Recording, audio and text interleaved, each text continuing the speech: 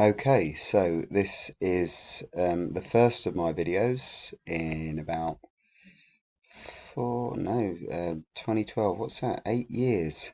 Um, and it's taken the coronavirus to bring me back and do some videos. As ever, my videos are for my specific teaching groups, so massive shout out to 10A3 at Heathside School, because this video is going out for you. Hope you appreciate it. Hope you've done all of the other work I've set. And this is the first of my video lessons to prepare you for your upcoming Macbeth assessment. We're going to be setting that next week, Wednesday, whatever the date that is. So we'll post the assessment online on Schoology, and you'll need to do it in your own time and then submit it to me for marking. But this is to get you prepared. If you've been doing all the activities this week, you've got a load of key quotations from the play Macbeth, and this is going to build you up into constructing your PEAL paragraphs for these. It's a bit of an old PowerPoint that I'm kind of recycling, and I haven't really had time to update it properly, but anyway, here we go. So, as this is going to be a lesson, not a revision video, I will be asking you to pause the video to complete tasks as we go, rather than just take notes. So the first, our starter, our do now activity. As you can see, there is an image on the screen of an iceberg, and I want you to think about what that iceberg might represent. So have a couple of minutes to think about it. Have a pause and think about what an iceberg might represent to you. Okay, so if you've had a think about this, I've just thought I should have some captions coming up, pause and unpause. Okay, I'm learning as I go. No captions on today's video. You thought about the iceberg, you would have thought cold, freezing, hard, dangerous to shipping lanes, etc., etc. But hopefully you have thought about the properties of ice in that only, I'm not too sure the exact figure, only 10% shows above the water and 90% is beneath the water. You can conduct a bit of cross-curricular here. You can conduct your own science experiment at home, get a clear glass of water and pop an ice cube in it and see how much is above the surface and how much is below the surface. Which is why we have the phrase tip of the iceberg. So much more of the ice is above the beneath the surface than is above. And this is a visual metaphor for you. So if you're wondering where we're coming to here, this is a visual metaphor for when we're analysing art, in this case literature, in this case a play, a tragedy, Macbeth. We have the words on the page, and that's what is above the surface. And then we have what those words might suggest, the subtext, sub, beneath, so what is under the surface. And as you can see, more lies under the surface than on top. Now, what's under the surface is your own personal interpretation. That's the beauty of analysing literature, analysing art. You can give your own interpretations. As long as you've got the evidence and you create a convincing argument, you can pretty much say what you want. There are no right or wrong answers. There is a right or a wrong way of presenting that answer. So if you say something about text and you don't provide any evidence, you're not going to really pick up marks for that. So I want you to think about what is suggested by the following images. Okay, so I'm going to go through these slowly and think about what lies underneath the surface of these images.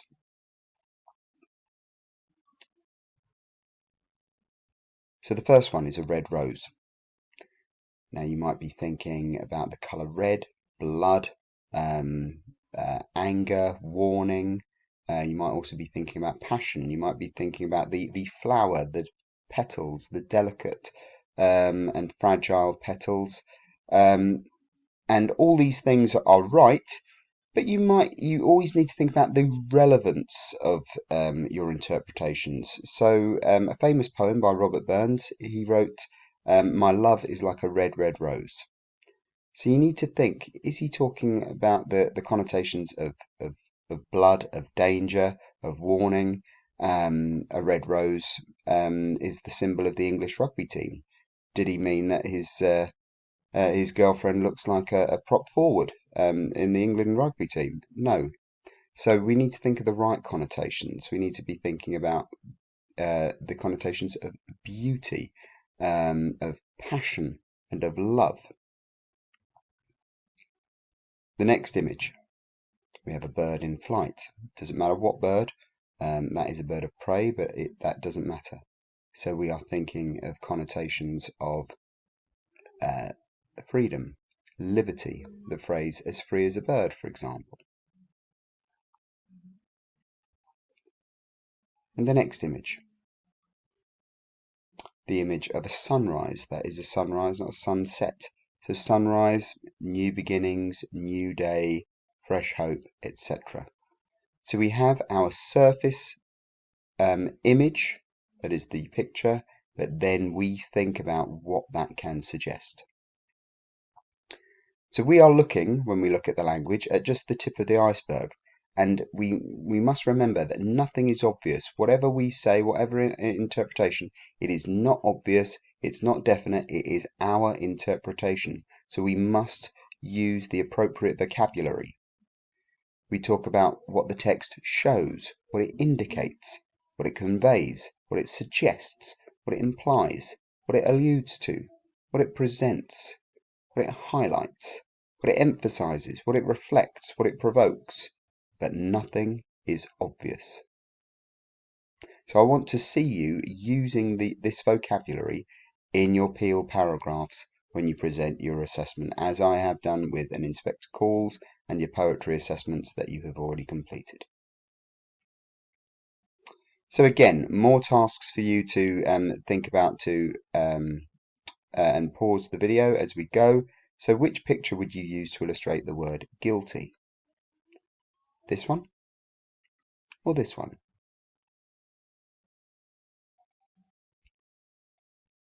Now again, there's no right or wrong answer. Some of you may have thought this shows guilty holding his head in his hands. That is an image of O.J. Simpson. He was found not guilty, famously, but there's a lot of questions hanging over his court case. That is Thierry Henry, I think. He's got a smile on his face. Equally, we could say that is, he is hiding his guilt there. So we could create an argument for both pictures.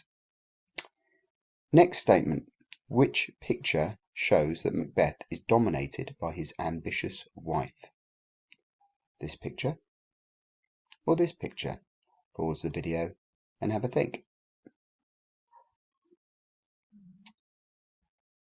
Okay, again, we can create an argument for either image there, couldn't we? We could talk about this, she's standing above him, the facial expressions, etc.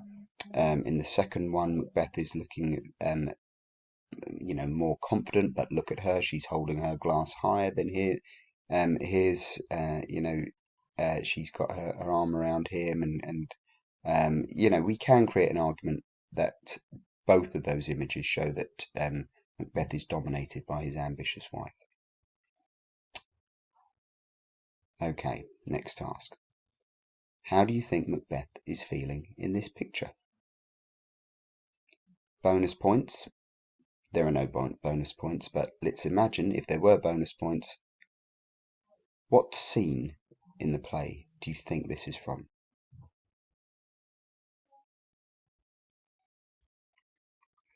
Okay, I'm hoping that many of you said, oh yes, that's Act 2, Scene 2, immediately after the killing of Duncan, the killing that we do not see, incidentally. So now I want you to spend a few moments going through your key quotations from Act 2, Scene 2, and thinking what quotation would you match up to this particular image. Go.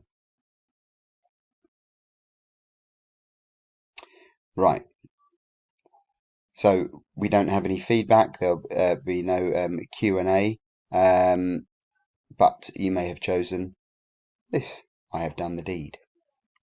You may have chosen this. I heard a voice cry, sleep no more. And you may have chosen, I could not say Amen. Any one of those quotations would be great. Any one of those quotations we could use in a PEAL paragraph. Okay, I've chosen, I have done the deed. And I want you to think about, how does Macbeth feel when he says this line? So again, pause, spend about 3 or 4 minutes writing down any notes, any personal views you have about how Macbeth feels when he says this line.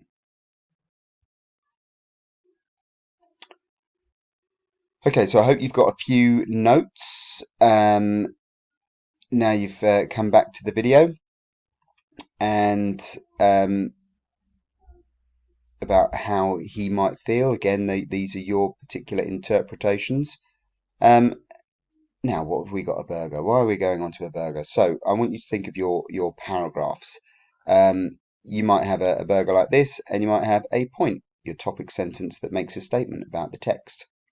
Moving on to the meat of the burger, your quotation, a phrase or a sentence, the evidence from the text that supports the point. And then going on to your comment, that the most important part, several sentences which explain the point and analyze the quotation. Okay, fairly simple. And here's our burger. Okay, there's our evidence, our quotation. I have done the deed. Right, now I'm going to ask you to spend 7 minutes. Okay, time yourselves. We're going to create this paragraph. I'm going to start you off. After Macbeth has killed Duncan, he feels, we see this when he says, I have done the deed. And then I've started you off. Now, you need to continue this on. You need to write a lot more. You know I'm expecting a lot more than this. Okay, so 7 minutes completing that paragraph. Go.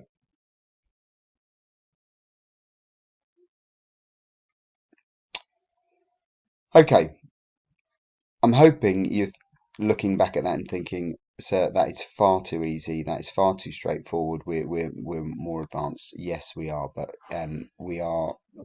we're moving beyond this. Okay, this is a starting point. That quote burger, those 3 points: point, evidence, and analysis, is just the starting point. Okay.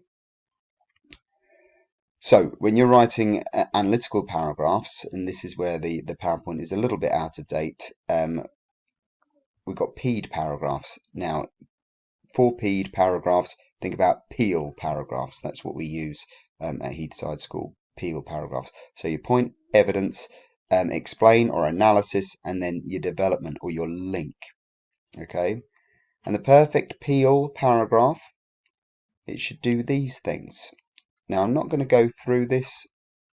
This is something that you have seen. I've used it in lessons. We use these 10 points to set our what went wells and our EBIs when we're doing our peer assessments.